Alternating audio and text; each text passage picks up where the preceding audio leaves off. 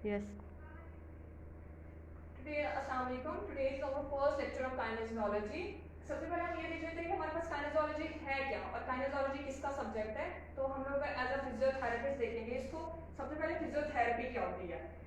हमारा फिजियोथेरेपी का मेन मकसद ये है कि फिजियोथेरेपी एक ब्रॉड टर्म है जिसको हम प्रॉपरली डिफाइन नहीं कर सकते कि फिजियोथेरेपी ये है प्रॉपर, जैसे डेफिनेशन हर एक की होती है तो हम उसको फिजियोथेरेपी का एक एज अ डेफिनेशन उसको नहीं बता सकते। तो इसको मैं आपको इन सिंपल वर्ड में मैं बताऊं कि फिजियोथेरेपी हमारे पास क्या है। तो फिजियोथेरेपी ये है कि एक जो डिसेबल पर्सन है हमारे पास या कोई डिसेबिलिटी में हमारे पास आया है तो उसको हमने किस तरीके से हमने उसके फंक्शनल इम्पेयरमेंट को किस तरीके से इम्प्रूव करना है। यानी फॉर एग्जांपल अगर हमारे पास कोई भी पर्सन है वो डिसेबल है, यानी वो मूव अपना हैंड को नहीं कर सकता, यानी ना ही वो इंटरनल रोटेशन कर सकता है ना ही फ्लेक्शन, यानी कि मेरी यहाँ पे रिस्ट्रिक्शन आई हुई है, ये मूवमेंट है मेरे पास, तो मेरे पास ये परफॉर्म मूवमेंट नहीं हो रही, तो मैंने उसको इस तरह से करवाना है। इवन कि वो अगर ये हमारे पास ग्लास है वो टेबल से ग्लास को नहीं कैरी कर सकता तो ये वो डिसेबल है, यानी उसकी क्या तो हाथ काम है, हमने उसको यहाँ तक कि इस मूवमेंट तक लेके आना है कि वो पानी पी सके, अपने डेली रूटीन के जो वर्क्स हैं वो परफॉर्म करवा सके इजीली, उसको हम फिजियोथेरेपी में लेके आते हैं। और फिजियोथेरेपी का डजंट मीन कि हम फिजियोथेरेपी में ये है कि हम उसको प्रॉपर जो नॉर्मल उसके रूटीन के फंक्शन तो वो पहले परफॉर्म करवा रहा था हम उस तक ले आएंगे, कभी भी ऐसा नहीं है। फिजियोथेरेपी में जस्ट ओनली ऑन अपने माइंड में ये क्लियर रखें कि फिजियोथेरेपी में जस्ट ये चीज़ है कि हमने उसको नॉर्मल रूटीन के वर्क तक लेके आना है, मतलब वो परफॉर्म इजीली अपने जो नॉर्मल रूटीन के काम है वो इजीली परफॉर्म करवा सके। अच्छा, अब हम लोगों ने आज पढ़ना है काइनेजोलॉजी। काइनेजोलॉजी फिजियोथेरेपी का मेजर सब्जेक्ट है। आप लोग फिजियोथेरेपी कर रहे हो तो उसका ये हमारे पास काइनेजोलॉजी जो है मेजर सब्जेक्ट्स में से एक है। अच्छा, अब आ जाते हैं काइनेजोलॉजी। काइनेजोलॉजी है क्या। अच्छा, काइने मीन हमारे पास क्या है, मूवमेंट, ठीक है, मूवमेंट ऑफ बॉडी, यानी मेरे पास परफॉर्म है, ये हमारे पास स्केलेटन खड़ा हुआ है, ठीक है, तो इसकी जो मैं मूवमेंट करवाऊंगी, ये हमारे पास मूवमेंट हो रही है, उसकी फ्लेक्शन में मूवमेंट हो रही है, ये हमारे पास एक्सटेंशन में मूवमेंट हो रही है, तो ये जो भी हमारे पास ये रोटेशन है, अगर मैं ये हमारे पास रोटेशन में मूवमेंट हो रही है तो ये हमारे पास क्या है कि मूवमेंट ऑफ बॉडी जो होगी हमारे पास वो हमारे पास काइनेजोलॉजी में हमारे पास आ जाएगी। अच्छा, नेक्स्ट हमारे पास थी और जोलॉजी का मतलब साइंस, तो हमारे पास स्टडी ऑफ साइंस जो है as according to movement of body हमारे पास, तो वो हमारे पास क्या आ जाएगी, काइनेजोलॉजी आ जाएगी। अच्छा, तो अब हम लोग को कहता है कि फिजिकल साइंस में हम लोग क्या देख लेते हैं as a point of view से हम ह्यूमन मूवमेंट को देख लेते हैं कि किस तरीके से है। तो यहाँ हमारे पास बताया था मैकेनिक्स, एनाटॉमी और फिजियोलॉजी, तीन चीज़ों से हम लोग देख लेते हैं ह्यूमन मूवमेंट को अकॉर्डिंग टू फिजिकल साइंस। अच्छा, तो इसमें हमारे पास क्या चीजें आ जाती हैं, हमने क्या बताई, मैकेनिक्स, एनाटॉमी और फिजियोलॉजी। अच्छा, मैकेनिक्स में हमारे पास क्या आ जाता है, बायोमैकेनिक्स। बायोमैकेनिक्स हमारे पास क्या है, biomechanics is according to physics की हमारे पास ब्रांच है जिसमें अकॉर्डिंग टू वो भी हमारे पास मूवमेंट को डिफाइन करता है। अच्छा, नेक्स्ट पीछे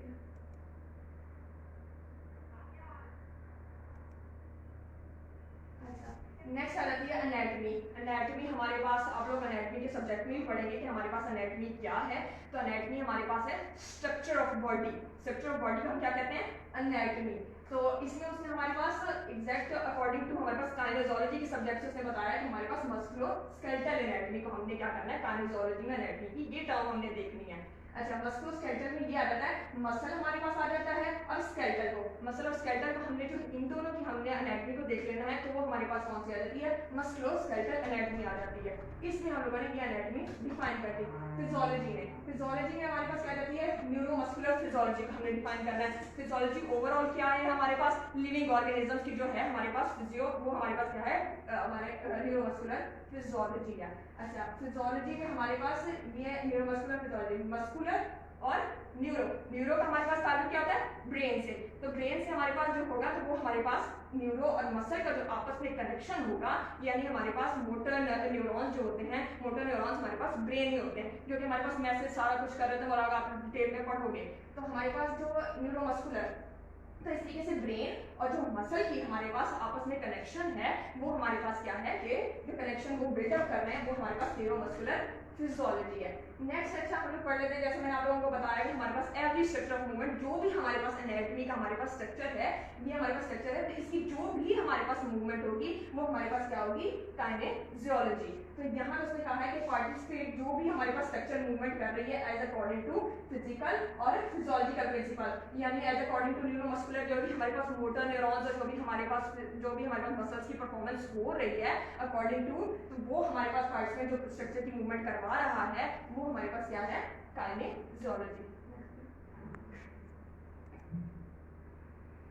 अच्छा, काइनेजियोलॉजी में हम लोगों ने किन बातों पे फोकस करना है। काइनेजियोलॉजी में सबसे पहले तो हम लोगों ने सेफ्टी को देखना है, इफेक्टिवनेस को देखना है और एफिशिएंसी को देखना है। सेफ्टी में हम लोगों ने सेफ्टी की वही बात कि मैंने जो पहले हमारे पास फिजिकल थेरेपी का मैंने बताया है कि हमारे पास अकॉर्डिंग टू फिजिकल थेरेपिस्ट हमने ये देखना है कि वो डेली वर्क अपना जो है वो इजीली परफॉर्म कर सके अपना, ना कि किसी और की हेल्प से परफॉर्म कर सके। ये हमारे पास फिजिकल थेरेपी का मतलब है, एज अ सेफ्टी उसकी देखनी है, ना कि हम लोगों ने अगर उसकी वो मूवमेंट जो हमारे पास इतनी हमारे पास मूवमेंट आ रही थी, उसकी हमारे पास 90 डिग्री पे आ रही थी, हमने उसकी वो मूवमेंट भी खत्म कर देनी है, कभी भी ऐसा नहीं करना, तो वो हमारे पास सेफ्टी के उसमें आ जाता है। अच्छा, उसके बाद आ जाती है इफेक्टिवनेस। इफेक्टिवनेस में हमारे पास क्या आ जाती है, सक्सेस और failure of meeting performance goals. अच्छा, क्या हमारे पास सक्सेस आ रही है और क्या हमारे पास फेलियर के गोल्स में हमारे पास वो आ रही है, वो हमारे पास क्या आ जाती है इफेक्टिवनेस। क्या हमारे पास हम एक्सरसाइज परफॉर्म कर रहे हैं वो कितनी हमारे पास असरअंदाज हो रही है और कितनी नहीं हो रही, ये आ जाती है एफिशिएंसी। एफिशिएंसी में ये आ जाता है कि हमने वो अचीव करनी है मूवमेंट गोल्स को, एटलीस्ट हम लोग एफर्ट परफॉर्म करवा रहे हैं मूवमेंट्स में, तो हम लोग क्या गोल्स को अचीव कर रहे हैं, वो हमारे पास क्या आ जाती है, एफिशिएंसी में आ जाती है जी। अच्छा, अब हम देख लेते हैं कि हमारे पास काइनेजियोलॉजी एज अ प्रैक्टिशनर क्या है हमारे पास। तो काइनेजियोलॉजी हमारे पास दो तरह का आ जाता है, एक हमारे पास ट्रेनर्स, हमारे पास थेरेपिस्ट एंड एथलेटिक ट्रेनर्स आ जाते हैं, जो कि हमारे पास एथलेटिक मतलब जो खिलाड़ी होते हैं उनका हमारे पास ट्रेनर्स आ जाते हैं। दूसरे हमारे पास क्या आ जाते हैं, मूवमेंट और फिटनेस प्रोफेशनल्स आ जाते हैं, जो कि अकॉर्डिंग टू हमारे पास हॉस्पिटल्स में काम कर रहे होते हैं, जो हमारे पास एज अ रूटीन में काम कर रहे होते हैं, वो हमारे पास कौन से आ जाते हैं, मूवमेंट फिटनेस प्रोफेशनल्स में आ जाते हैं। अरे थेरेपिस्ट एंड एथलेटिक ट्रेनर्स में हमारे पास कौन से आ जाते हैं, क्या उनका हमारे पास क्या उनका पर्पस होता है और वो किस तरीके से करते हैं। उनका मेन हमारे पास ये हमारे पास हाईलाइट हुआ है कि रिस्टोरेशन ऑफ इंपेयर्ड फंक्शन। उनका काम ये होता है एथलेटिक को, क्योंकि हमारे पास जब भी कोई एथलीट की इंजरी आती है तो उस टाइम हमें उसको ठीक करना होता है। हाँ, तो उनका काम क्या होगा कि रीस्टोर उन्होंने करना है इंपेयर्ड फंक्शंस को रीस्टोर करना है, ना कि बिल्कुल अकॉर्डिंग टू उसी मूवमेंट पे ले जाना है। उस टाइम वो लोग उसकी रीस्टोर करेंगे जो भी हमारे पास इंपेयर्ड फंक्शंस आई थी, यानी हमारे पास स्ट्रेन आया था किसी स्ट्रेस की वजह से, तो वो उनको उसको रीस्टोर करना है ताकि वो परफॉर्म करवा सके। एथलेटिक मतलब एथलीट जो है वो हमारे पास मूवमेंट को इजीली परफॉर्म करवा के दोबारा से प्लेग्राउंड में खेल सके। अच्छा, नेक्स्ट आ जाते हैं मूवमेंट और फिटनेस प्रोफेशनल। इनका हमारे पास क्या काम है, इनका ये काम है प्राइमरी कंसर्न इनका जो होता है वो क्रिएटिंग इफेक्टिव परफॉर्मेंस को होता है। यानी इफेक्टिव परफॉर्मेंस से ये मुराद कि ना उनका जो हमारे पास जो भी मूवमेंट परफॉर्म हो रही है, जो भी हमारे पास इफेक्ट ला रही है परफॉर्मेंस, उन पे हमारे पास क्या होता है कि इनका काम उससे होता है कि उन्होंने एक्सटेंडिंग उसकी केयर करनी होता है। नॉर्मल बॉडी की जो इफेक्टिव परफॉर्मेंस हो रही है यानी जो हमारे पास असरअंदाज कर रही है, उनका इनका काम उससे होता है, इन प्रोफेशनल्स का उनसे होता है। अच्छा, नेक्स्ट आ जाता है कंपोनेंट्स ऑफ एनालिसिस। अच्छा, अब हम देखेंगे कि कंपोनेंट्स ऑफ एनालिसिस यानी काइनेजियोलॉजी के अकॉर्डिंग हमारे पास क्या कंपोनेंट्स आने के हम एनालाइज करेंगे, ये परफेक्ट है, ये नॉन परफेक्ट है। तो इसमें हमारे पास सबसे पहले तो हम उसकी ना डिस्क्राइब करेंगे स्किल्स को। स्किल्स यानी किसी चीज में आपकी जो महारत होती है उसको हमने डिस्क्राइब करना है इन अ लॉजिकल फैशन में। इलॉजिकल और लॉजिक तो आप लोग सब जानते होंगे। तो लॉजिकल में हमारे पास ये रीजनेबल चीज जो होगी ना हमारे पास वो उसके फैशन में हमने अकॉर्डिंग टू करना है। फंडामेंटल एलिमेंट यानी इनको हमने डिस्क्राइब करना है, जो कि बेसिक एलिमेंट्स हैं, जो कि हमारे पास रोज हमारे पास रूटीन में हो रहे हैं, नॉर्मल रूटीन में। अच्छा, उसके बाद हमने करना है एवेलुएट करना है परफॉर्मेंस को, एवेलुएशन करनी है किसी चीज की। तो वो हमने एवेलुएट किस परफॉर्मेंस को करना है, जो कि हमारे पास as how related anatomical and mechanical principles occur and have been violated. यानी एनाटॉमिकल और मैकेनिकल जो हमारे पास परफॉर्मेंस प्रिंसिपल्स अकर हो रहे हैं वो हमारे पास किस तरीके से क्या कनेक्शन है, किस तरीके से वो हो रहे हैं, और दूसरा किस तरीके से वो वायलेट हमारे पास खराब कर रहे हैं, वो हम लोगों ने उसको एवेलुएट करना है। क्या हमारे पास कॉज बन रही है परफॉर्मेंस को हमारे पास वायलेट करने की, और किन जॉइंट्स की वजह से, किन मूवमेंट्स की वजह से वो हमारे पास परफॉर्म करवा रहे हैं, अगली बात हमारे पास प्रिस्क्राइब करनी है correction based on appropriate identification of cause. इसका यहाँ पे नोट करें कि ये हमारे पास ये चीज है कि हमने कॉज के अकॉर्डिंग उसको ठीक करना है, ना कि हम लोगों ने सिम्टम्स के अकॉर्डिंग ठीक करना है। जब तक हमें कॉज नहीं पता होगी तब तक हम उस पर्सन को नहीं ठीक कर सकते। इसलिए सबसे पहले हमने फोकस किस पे करना है, कॉज पे, कि उसकी कॉज क्या थी। नेक्स्ट हमने सिम्टम्स को बिल्कुल सिम्टम्स को जरूर लेके चलना है, लेकिन हमने उसको साइड पे रखना है। फोकस हमने कॉज पे करना है कि क्या रीजन थी उस डिसेबिलिटी की, क्या रीजन थी उसकी जो ये हमारे पास फंक्शन इम्पेयरमेंट हुए हैं उन पे हमने फोकस करना है। ये हमारे पास उसको उसी अकॉर्डिंग टू हम प्रिस्क्राइब करेंगे कि इस रूटीन से आप लोगों ने ये चीजें लेके चलेंगे, देन आप जो है डेली एक्टिविटीज अपनी परफॉर्म इजीली करवा सकते हैं। अच्छा, अब यही चीजें जो हमने लास्ट अभी उसमें पढ़ ली प्रीवियस स्लाइड में कि हमारे पास क्या ओवरऑल एनालिसिस किस तरीके से करते हैं। तो अब वो कह रहा है कि हम लोग उस तरीके से देख लेते हैं कि काइनेजोलॉजिकल एनालिसिस किस तरीके से करेंगे। तो सबसे पहले हमने डिस्क्राइब किया था, डिस्क्राइब में पीछे नेक्स्ट पिक्चर कि नीचे हमने ये क्या कहते हैं, हम लॉजिकल फैशन में डिस्क्राइब करेंगे बेसिक एलिमेंट्स को। तो बेसिक एलिमेंट्स में हमारे पास नेक्स्ट में उसने क्या कह दिया है कि मोटर स्किल्स को हम लोग करेंगे।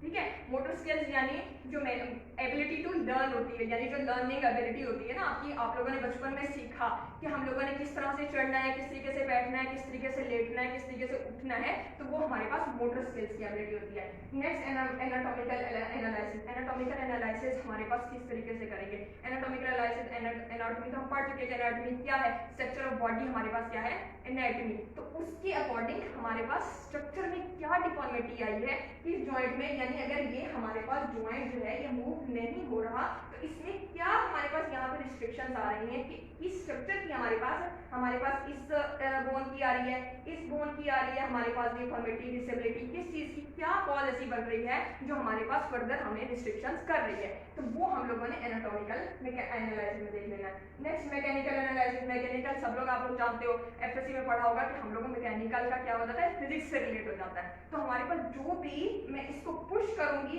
पुल करूंगी, उसको हम लोगों ने देख लेना, जो भी इस पे फोर्स अप्लाई हो रही है, जो भी कुछ हो रहा है, तो इसकी मूवमेंट उसके मेरी फोर्स और पुश करने या पुल जो भी हमारे पास एक्टिविटी हो रही है, जो भी हमारे पास डेली मतलब उसके अकॉर्डिंग टू इसके एक्सिस में जो भी हमारे पास हो रही है, तो क्या इसमें हमारे पास रिस्ट्रिक्शंस आ रही है और किस तरीके से आ रही है, हम उसको देख लेंगे मैकेनिकल एनालिसिस में। यानी हम फोर्सेस को और इसको जो भी मैं एक्शन दूंगी, यानी एक्सटर्नल फोर्स जो भी आएगी चीज, इसको स्टिमुलस में दे रही हूँ इस टाइम, वो उसके अकॉर्डिंग मुझे क्या रिएक्ट कर रहा है, मैं उसमें जो है मैकेनिकल एनालिसिस देख लूंगी। अच्छा, उसके बाद है हम लोगों ने prescription should be aligned with, अच्छा ये वही चीज आ गई जो हम लोगों ने पिछले उसमें स्लाइड में पढ़ लिया कि हमने उसको प्रिस्क्राइब क्या करना है आफ्टर एनालाइज करने के बाद।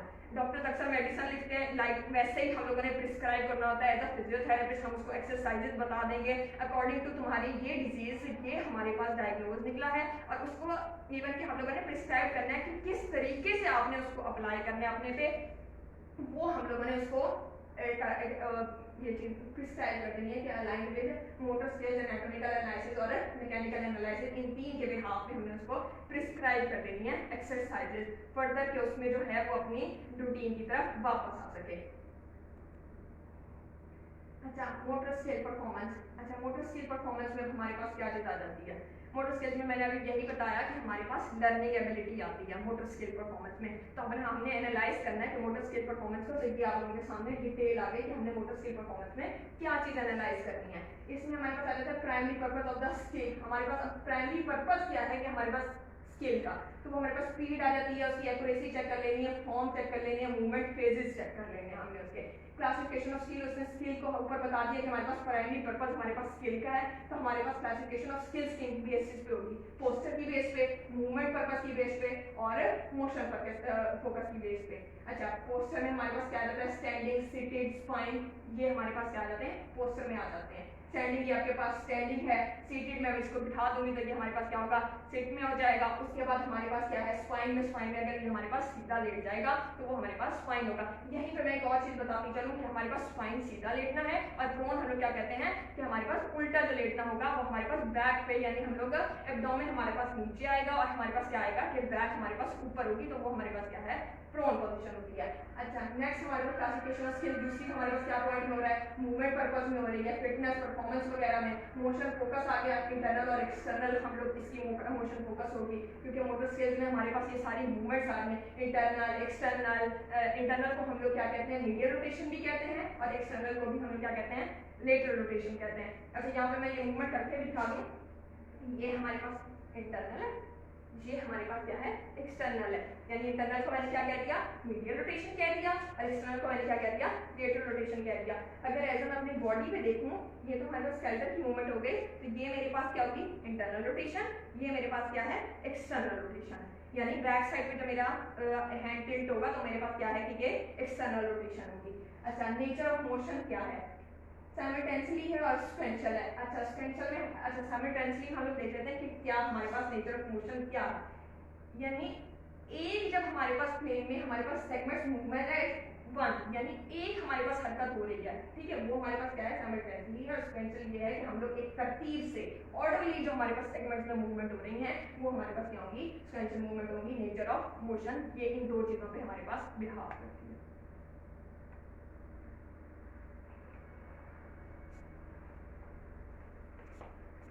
रहता था और करना है कंटिन्यू, नहीं बस ठीक है।